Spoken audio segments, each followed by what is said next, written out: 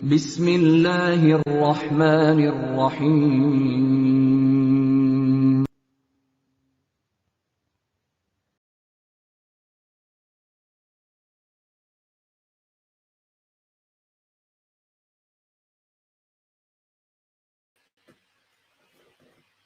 Assalamu alaikum. Today it is Wednesday, the 23rd of June 2021, and this is our series Reflections on the Holy Quran. And this is broadcast number 226 in that series. And for the last few days, we've been looking at chapter 2, Al-Baqarah, verse 87, and this is the 11th broadcast in considering the meanings of different words of Al-Baqarah. I just want to remind you that these broadcasts are brought to you by the Lahore Ahmadiyya community, and this was created by Hazrat Mirza Ghulam Ahmad Sahib of Qadian, Rahmatullah Alayh. And his teaching was that although Muslims believe that some say that an old prophet will come after the Holy Prophet Muhammad, some say a new prophet will come after the Holy Prophet Muhammad. No prophet can now come because the Holy Quran says the Holy Prophet Muhammad was Khatamun Nabiyyin, and the Holy Prophet explained this by saying, La Nabiyya Ba'di. La, no. Nabiyya, prophet. Ba'd, after, the, me. La Nabiyya Ba'di. No prophet after. That's categorical. Not old, not new, not green, not blue. No prophet. Similarly, people believe that part of the prophetic revelation that was sent to the Holy Prophet Muhammad is missing from the Holy Quran. And they say Ayah Rajam is missing from the Holy Quran, and some say Surah Walayat is missing from the Holy Quran. Hazrat Mirza Ghulam Ahmad taught that nothing from the prophetic revelation that Hazrat Jibreel brought to the Holy Prophet Muhammad, nothing is missing. It's all in the Holy Quran with us. Similarly, he pointed out that people believe that some verses of the Holy Quran are abrogated. Hazrat Shah Waliullah Sahib Rahmatullah Alayh says that people believe that up to over 500 verses of the Holy Quran have been abrogated. And he says this is a serious matter. And he says, I've conducted research and I've come to the conclusion that there are 5 verses which are abrogated. But Hazrat Mirza Ghulam Ahmad Sahib and Hazrat Maulana Muhammad Ali, they showed that no verse of the Holy Quran was, is, or ever shall be abrogated.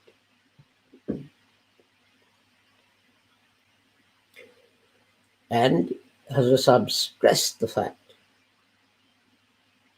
that jihad is the duty of every Muslim. But that definition of jihad is incumbent upon us, which was given by the Holy Prophet Muhammad. When returning from a battle, the Holy Prophet said, we return from the minor jihad to major jihad. And people asked him, said, sir, what is the major jihad that you refer to? If fighting is a major jihad. And the Holy Prophet Muhammad said that major jihad is jihad bin nafs. And that is a struggle against your own inner negative desires, jealousy, anger, envy, lying, cheating, desiring more and more things of this world. The Holy Prophet said that is the major jihad. But that does not mean to say that if need be, we don't fight. If need be, you fight and you take up the sword.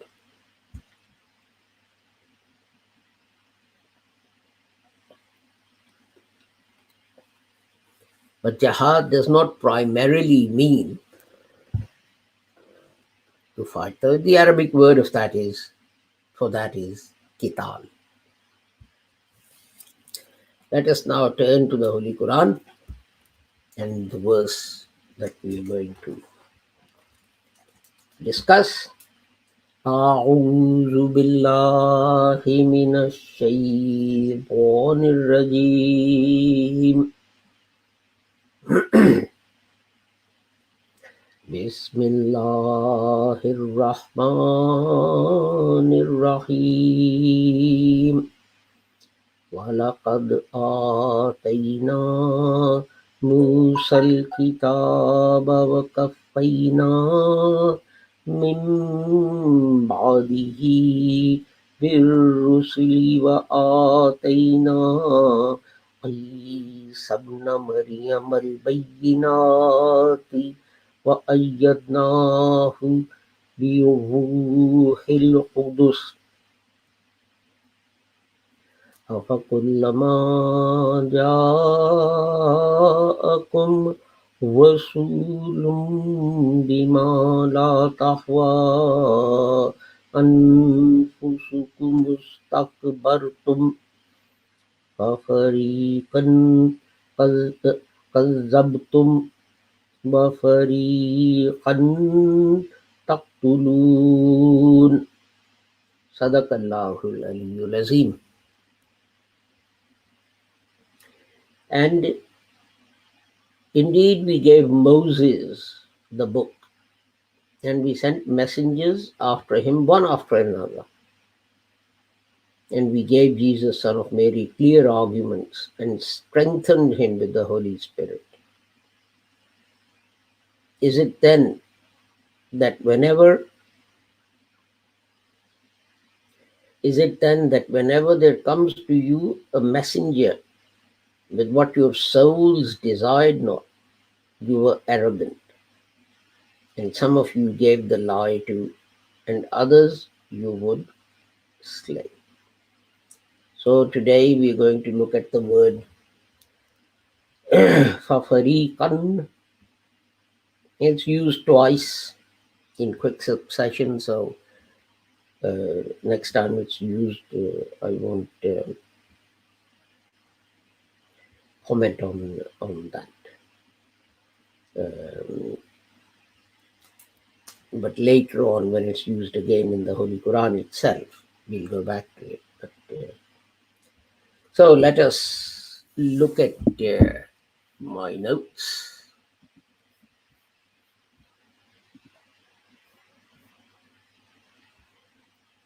Okay.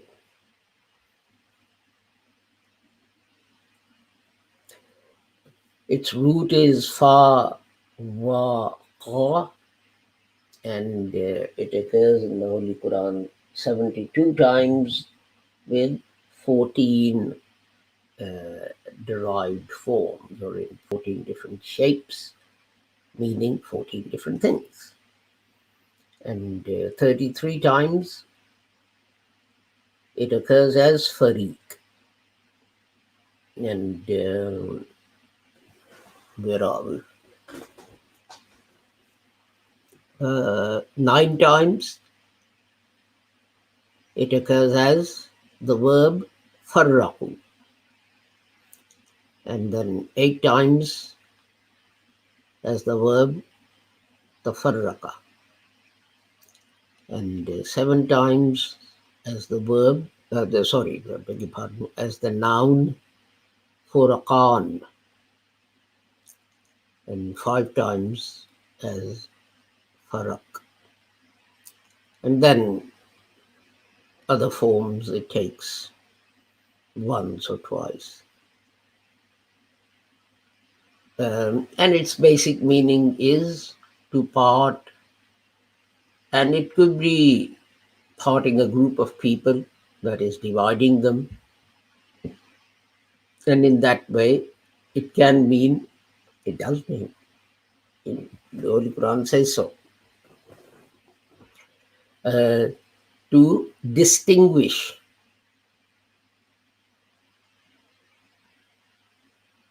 For example, in chapter 2, verse 50, it says, Wa is farakna, and we divided, we parted. And in chapter 44, verse 4, Fiha yufraka, yufraku. Again, here it means divided in the sense of made distinct. Um, and to spoil relations also means that, because that divides people. And it's used in that sense in chapter 2, chapter 2, verse 102. Ma yufarriquna bihi bainal mar'i wa zawji. So what they do is they cause separation between husband and wife. Again, dividing means parting, and then of course we have tafarraku, to be divided, become divided. Yatafarraka, they separated, they divided themselves. It means criterion as well. Furqan, chapter 77, verse 4.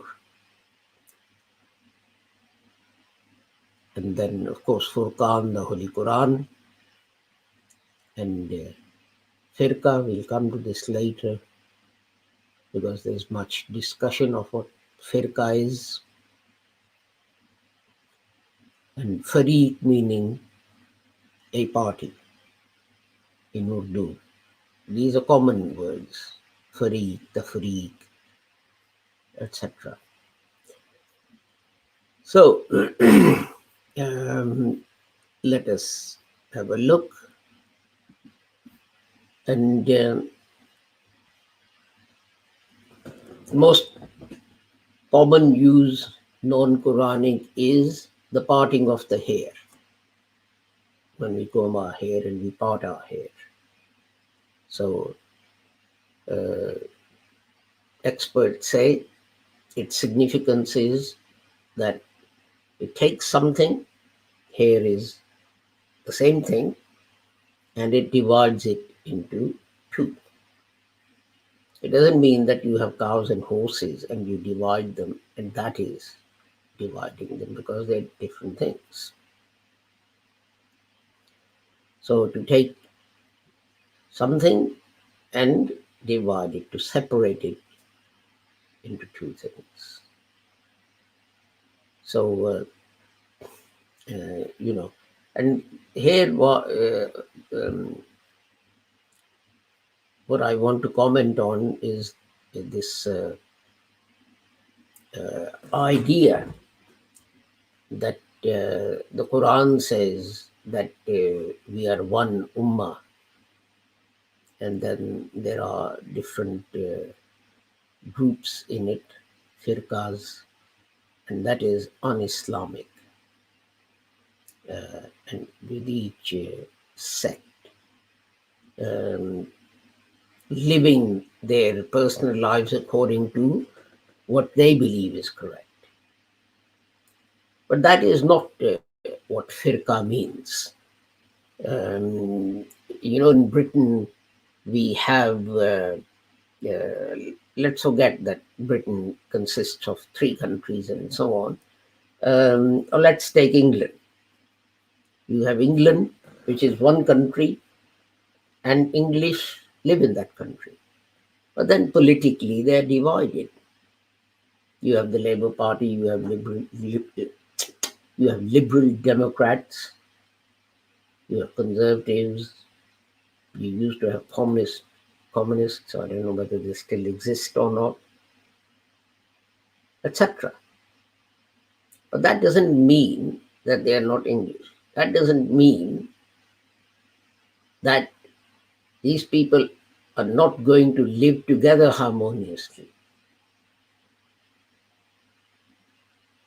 Where the problem, the Holy Prophet himself said that differences in my ummah are a blessing. Why are they a blessing? Because that leads to research. Someone says something, and if all of us look at what this person has said, and either we say, "Oh yeah, that's great, okay," or we say, "No, that's rubbish," because we're afraid. Then what's going to happen is that the door to research, to thinking, will close. Now, people who say different sects shouldn't be allowed to conduct their private lives differently, what are they saying? That Shia prayer is slightly different to Sunni prayer, so all Shia should be beheaded? And this thinking is leading to that extreme by some people. Shias are actually killed just for, I don't know, leaving their hands open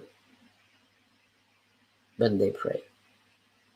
There are minor differences in the prayer.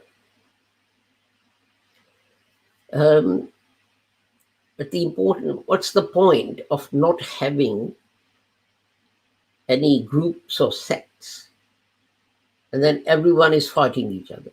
You go into a mosque, there can only be simply mosques, which is a good thing. And you go in there and, you make slight variation to the way the majority there are praying, and suddenly someone picks up a baseball bat and hits you on the head with it. Does it serve any purpose? No, it doesn't. One thing that is needed is tolerance of difference of opinion. Tolerance of difference of opinion. You say something and people who disagree with you listen to you respectfully. And they tolerate your difference of opinion. And then they put their point of view forward. And you respect that and you listen to it. You don't have to agree to it. But listen to it respectfully and tolerate it. It's that tolerance that is missing. There's no point in having one ummah and banning all the sects and so on, and people are still cutting off each other's heads. Fact, the sect actually means where there are fundamental differences about the basic beliefs.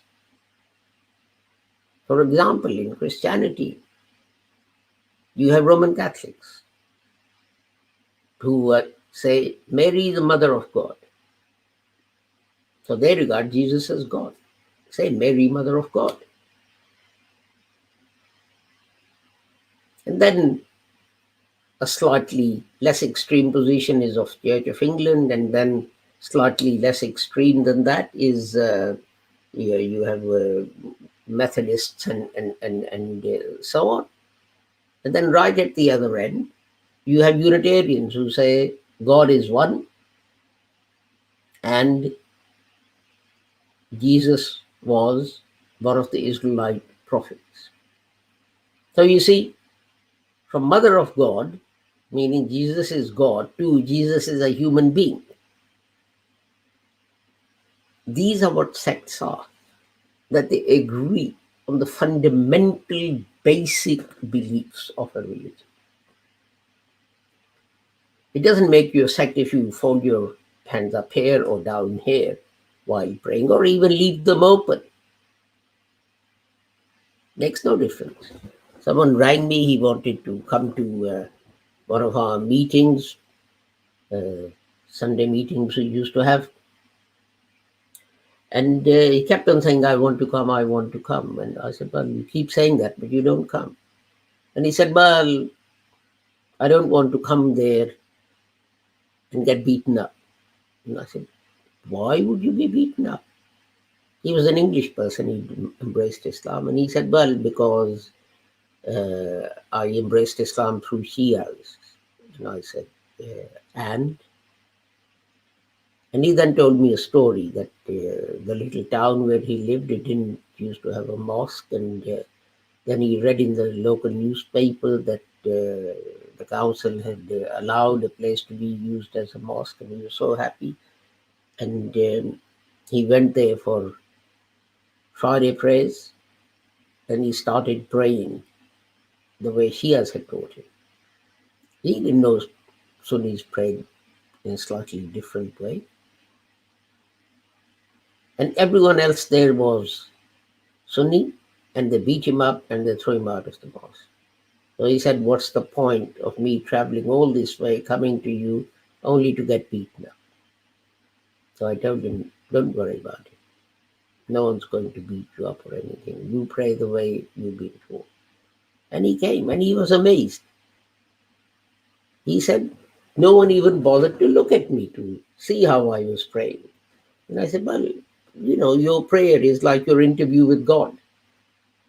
What kind of person are you going to be if while being interviewed by God, you are looking around and looking at other things? So you're not concentrating on your prayer then. Okay, so that is what is forbidden, that we should be united. What? Someone comes in, you've never seen it. It's a mosque belonging to X. He starts to pray. He prays in a slightly different way, and we don't pay any attention to that. Now, there's another word closely linked to al-farqu, and that is falku. And they both mean to separate. And I think I might have mentioned this, chapter 2, verse 50. Wa is farakna bikumul bahra. When the sea and the river was divided into two. And then we have al-firku, which we've been talking about, that a part has separated, and from that becomes firqa, chapter 9, 11, etc. Now, but interestingly, if you look at chapter 26, verse 63, فَانْفَلَكَ فَكَانَ كُلُّ فَرِيقٍ كَالطُّودِ الْعَظِيمِ. And the river split. But the word here is falaka. So these are two words which are closely linked. And in fact, for the morning sunrise, both the word farakun and falakun, they're both used. But basically, it says one group as opposed to another. In chapter 5, verse 70, فَفَرِيقًا كَذَّبْتُمْ وَفَرِيقًا تَقْتُلُونَ. And again, إِنَّهُ كَانَ Fariqum min ibadi, chapter 23, verse 109. There was a group amongst my servants. Kana fariqum ibadi, my servants. And وَتُخْرِجُونَ فَرِيقًا مِّنْكُم مِّن دِيَارِهِمْ, chapter 2, verse 85, that we just had. So one group, they turn out of their country. So here we are talking about groups of people. But it also stands for, Quran is called Furqan. Why? Because it distinguishes between the truth and falsehood. Um, the day of Badr is called Yawmul Furqan. Why? Because on that day, the truth became distinguished from falsehood. So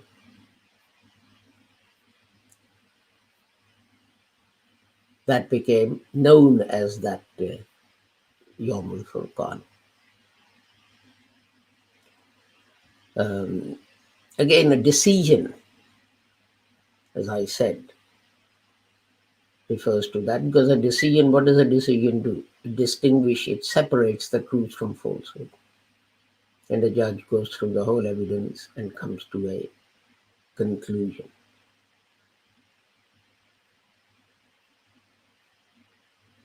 Chapter 2, verse 285. La nufarriku baina ahadim mir rusuli. And they say, we do not differentiate. We do not make any distinction. We do not divide prophets. In Christianity, you have minor prophets and major prophets and so on. The Holy Quran says, no, a prophet is a prophet. You don't distinguish between them. So, and then we have chapter 8, verse 29, which says, Ya ayyuhallazina amanu in tattaqullaha yaj'al lakum furqana. Chapter 8, verse 29. O you who believe, Ya ayyuhallazina amanu. Then it says, tattaqullah. And generally it's translated as, if you fear Allah. I disagree with that. I'd say, O you who believe, if you live your lives in accordance with God's laws, and then He will make you an ideal people, an example for the rest of the world. Yaj'al lakum furqana. You'll become an example for the rest of humanity. The verse I referred to about Badr, chapter 8, verse 41, وَمَا أَنزَلْنَا عَلَىٰ عَبْدِنَا يَوْمَ الْفُرْقَانِ. Yawm al-Furqan, the day of Badr. Why does it say that it distinguishes? Because on that day, truth and falsehood, it became clear who was truthful and who was not. And again, where fasting is made compulsory, Holy Quran is called Furqan. Bayyinatim minal huda wal furqan. Chapter 2, verse 185. It starts off the month of Ramadan, and which guides people, and there's clear guidance in it, and it separates the truth from falsehood. So, with that, we come to the end of today's broadcast. So with the prayer that whoever you are,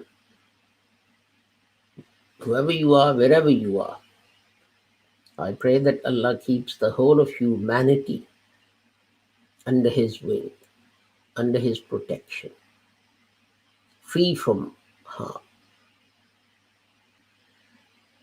Inshallah, we'll meet again tomorrow, and I hope we may be able to conclude the consideration of this verse tomorrow. Assalamu alaikum, Khuda Hafiz, and goodbye.